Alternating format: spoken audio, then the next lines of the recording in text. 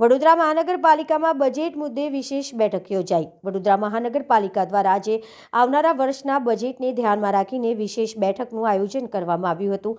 બેઠકમાં municipal commissioner Shri Mahesh Babu IAS તેમજ માનનીય મેયર શ્રીમતી પિંકીબેન સોની ઉપસ્થિત રહ્યા હતા। આ પ્રસંગે ડેપ્યુટી મેયર શ્રી ચિરાગભાઈ બારોટ, સ્થાયી સમિતિના ચેરમેન શ્રી શીતલ મિસ્ત્રી, નેતા શાસક પક્ષ શ્રી મનીષભાઈ પટેલ, દંડક શ્રી શૈલેષભાઈ પાટીલ, સાંસદ શ્રી હેમંતભાઈ જોશી તેમજ માંજલપુરના ધારાસભ્ય શ્રી યોગેશભાઈ પટેલ, સયાજીગંજના ધારાસભ્ય શ્રી કેયુરભાઈ રોકડિયા અને અકોટાના ધારાસભ્ય શ્રી ચૈતન્ય દેસાઈ સહિત અન્ય સભ્યો હાજર રહ્યા હતા।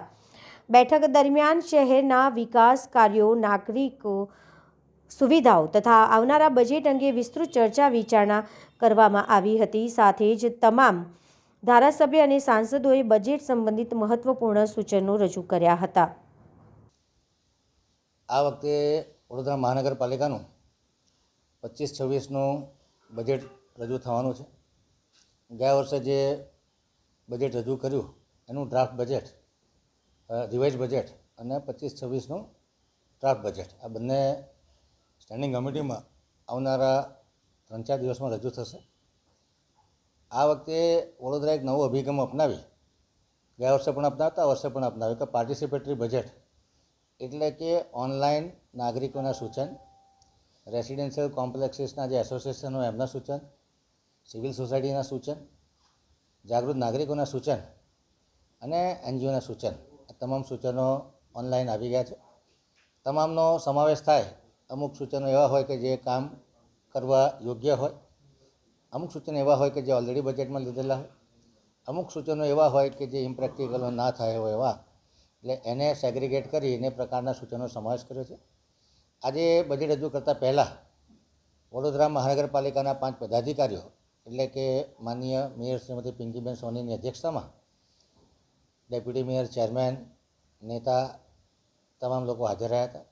તમામ ધારાસભ્યો અને મેમ્બર ઓફ પાર્લામેન્ટને પણ સૂચિત કરવામાં આવ્યા હતા, જેમાં સાંસદ શ્રી હેમંતભાઈ જોશી અને ધારાસભ્ય શ્રી યોગેશભાઈ, શ્રી કેયુરભાઈ અને ચૈતન્યભાઈ દેસાઈ સાથે કમિશનર, ચેરમેન, મેયર તમામની હાજરીમાં એક ફ્રેન્ક ડિસ્કશન કરી અને એમના એરિયાના કયા કામોનો સમાવેશ કરવો, ખાસ કરીને climate resilient, disaster proof infrastructure કે જે લોક સુવિધાના કામો, જેમાં પાણીનું નેટવર્ક હોય, ડ્રેનેજનું નેટવર્ક હોય, રોડ રસ્તાના કામ હોય, સાથે સાથે પાણીના નવા સ્ત્રોતો ઊભા કરવાના કામ હોય અને સોશિયલ ઇન્ફ્રાસ્ટ્રક્ચરમાં વેજીટેબલ માર્કેટ બનાવવાના હોય, સ્પોર્ટ્સ કોમ્પ્લેક્સ બનાવવાના હોય, યોગા સેન્ટર બનાવવા, લાઇબ્રેરી બનાવવાના, પબ્લિક ટોયલેટ બનાવવાના હોય, એ પ્રકારના પોતપોતાના એરિયાના સૂચનો લેવામાં આવ્યા, જે ખરેખર આકર્ષક કામો હોય અને પ્રજાલક્ષી કામો હોય કે જેમાં વડોદરા નાગરિકોના જે તમામ સ્ટેક હોલ્ડર છે, એમાં સિનિયર સિટીઝન હોય, મહિલાઓ હોય, બાળકો હોય, ટ્રાન્સજેન્ડર કોમ્યુનિટી હોય, તમામના માટે કંઈક ને કંઈક બજેટમાં વિશેષ પ્રાવધાન થાય એ પ્રકારના સૂચનો લેવામાં આવ્યા અને સૂચનોનો સમાવેશ બજેટમાં કરવામાં આવશે અને બજેટ પ્રિપેર કર્યા પછી સ્ટેન્ડિંગ કમિટીમાં મંજૂરી અર્થે માનનીય કમિશનરશ્રી દ્વારા મોકલવામાં આવશે। એની પર બૃહદ ચર્ચા વિચારણા કરી અને ત્યારબાદ સામાન્ય સભામાં બજેટ મંજૂરી માટે મૂકવામાં આવશે। સામાન્ય રીતે 20મી ફેબ્રુઆરી પહેલાં બજેટ મંજૂર કરવાનો GPMC એક્ટ પ્રમાણેનો શિરસ્તો છે। મને લાગે છે કે આ બજેટ 20મી ફેબ્રુઆરી પહેલાં સામાન્ય સભામાં મંજૂર થઈ જશે। આ વખતનું બજેટ ખૂબ સારા નાણાકીય કદનું હશે, જેમાં વડોદરા શહેરના 19 વોર્ડ, 5 વિધાનસભા ક્ષેત્રો છે, એમાં એક સરખું એલોકેશન થાય અને વડોદરા શહેરનો સર્વાંગી વિકાસ થાય। વડોદરા શહેર સાચા અર્થમાં સ્માર્ટ સિટી બને, સસ્ટેનેબલ સિટી બને, ગ્રીન સિટી બને અને ઝીરો કાર્બન એમિશનવાળું સિટી બને, એ દિશામાં કામગીરી કરવામાં આવશે। આકર્ષક પ્રોજેક્ટમાં PM E-બસ હોય, નવા ઓડિટોરિયમ બનાવવાના હોય, નવા ગાર્ડન બનાવવાના હોય, વર્કિંગ વુમન હોસ્ટેલ બનાવવાની, એ પ્રકારના આકર્ષક પ્રોજેક્ટોનો સમાવેશ કરવામાં આવશે, જેથી કરીને ઇન્ફ્રાસ્ટ્રક્ચરની સાથે સાથે એક social recreation, social infrastructure, ease of doing business અને ઇઝ ઓફ લિવિંગના મુદ્દાઓને પ્રાધાન્ય આપવામાં આવશે। સાથે સાથે ટેકનોલોજીને પ્રાધાન્ય આપવામાં આવશે। તમામ વસ્તુ ડિજિટલાઇઝ થાય અને તમામ પ્રોજેક્ટો GIS મેપિંગથી એક સેન્ટ્રલી મોનિટર થાય, એ પ્રમાણેનું આયોજન હાથમાં ધરવામાં આવશે. જે પ્રમાણે ફાયર સ્ટેશનોની સંખ્યાની જરૂર હશે એ પ્રમાણે ફાયર સ્ટેશન મૂકવામાં આવશે. પીપીપી પ્રોજેક્ટો પર પણ ભાર મૂકવામાં આવશે કે જે જગ્યાએ બીઓટી એટલે બિલ્ડ ઓપરેટ ટ્રાન્સફર થી વડોદરા શહેરનો ઝડપથી વિકાસ થાય અને એનો સારી રીતે મેન્ટેનન્સ થાય અને કોઈપણ પ્રોજેક્ટ O&M સાથે આપવામાં આવે જેથી કરીને મેન પાવર કે જે કોર્પોરેશન પાસે કદાચ ઘટ હોય તો એને પણ પૂરી કરી શકાય. જ્યાં જ્યાં જરૂરી હશે ત્યાં મહેકમ કોર્પોરેશન દ્વારા ઊભું કરવામાં આવશે. રાજ્ય સરકાર કેન્દ્ર સરકારની યોજનાઓ સમયસર પૂર્ણ થાય, સ્પીડથી પૂર્ણ થાય, સ્કેલથી પૂર્ણ થાય અને સારી ક્વોલિટીનું કામ થાય જેથી કરીને નાગરિકોના સંતોષમાં વધારો થાય, નાગરિકોની સુખ સુવિધામાં વધારો થાય.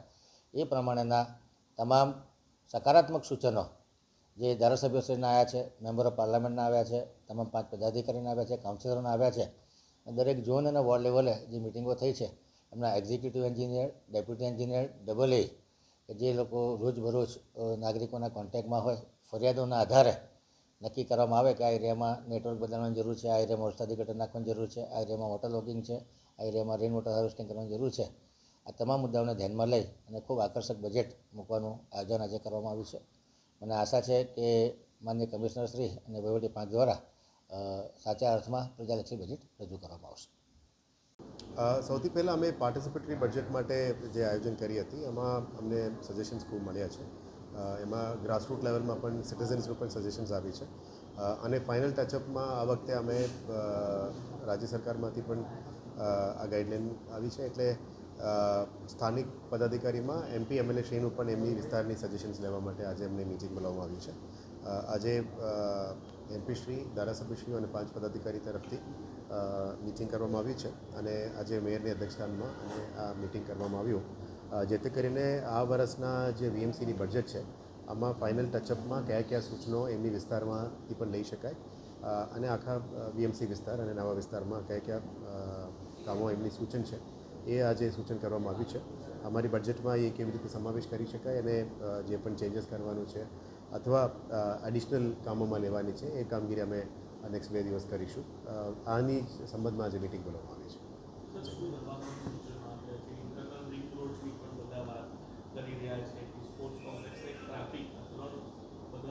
સજેશન્સ ખૂબ આવ્યા છે. બેઝિકલી એમની વિસ્તારની જે સમસ્યા હોય એને ઉકેલ લાવવા માટે ટ્રાફિકનું અને રિંગ રોડ રસ્તા પાણીનું સજેશન્સ છે. એ અમારા બજેટલ પ્રોવિઝન્સમાં આવક અને સરકારી ગ્રાન્ટમાંથી જેટલું બજેટમાં ફિટ થઈ શકે એ ધ્યાને લઈને પ્રામાણિકતા આપીને આ કામોમાં લેવા માટે નક્કી કર્યું છે. વન્સ આપણે ટેકનિકલ ટીમ સ્ટડી કર્યા પછી કયા એરિયામાં શું ફિઝિબલ છે કારણ કે એના માટે પ્લોટ્સ પણ અવેલેબલ હોવું જોઈએ એ અમે આઈડેન્ટિફાઈ કરીશું. 1-2 દિવસની અંદર પૂરું કર્યા પછી એને અમે જાહેર કરી શકાય.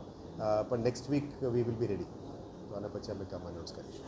લોકોના કેટલા સૂચનો આવ્યા છે જે મંગાવવામાં આવ્યા હતા અને વધારે એવા કયા સૂચનો છે કે જેના ઉપર લોકોએ ભાર મૂક્યો છે ધારાસભ્યો અને સાંસદે પણ?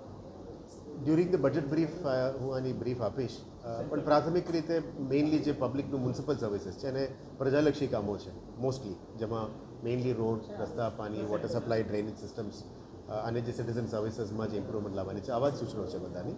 એટલે આને પણ અમે આવરી લેવાના છે. ધારાસભ્યો અને સાંસદે આ વખતે વડોદરા શહેરનું નવું સપનું કોઈ આપ્યું છે કે સપનું બતાવવાનું? એ બજેટમાં અમે જવાબ કરીશું. Thank you.